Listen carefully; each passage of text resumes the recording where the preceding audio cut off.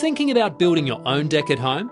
It's a project anyone can achieve by learning the process and following the steps. Firstly, you'll need to start with a substructure to create a great looking EKODECK. Today, we'll show you how it's done. A substructure for EKODECK can be built with standard treated timber or steel. Today, we're using timber, but before starting, it's a good idea to obtain a permit and check the local building codes in your area. Before planning begins, it's important to make sure the space is well drained. Use a string line and mark out the holes for your posts. Now you're ready to start digging the holes for your posts. We recommend a depth of 600 mm, but this will depend on your soil.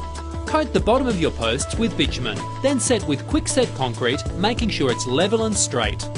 A clearance of 300 mm from the ground is needed when using any composite decking to allow for sufficient ventilation. It's best to use a reference point for the top of the deck, then work down, allowing enough space for the complete substructure. Next are the bearers. These are solid 90 by 90 treated timber spans that run across the posts. Bearers are essential to a substructure because they bear the weight of the deck. When fixing them down, make sure they are level by measuring and using a spirit level along the way.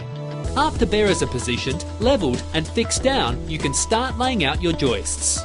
Fix the joists onto the bearers by either nailing or using triple grips.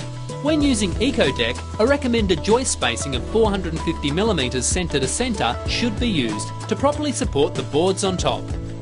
To further strengthen the substructure, using staggered blocks called noggins are recommended.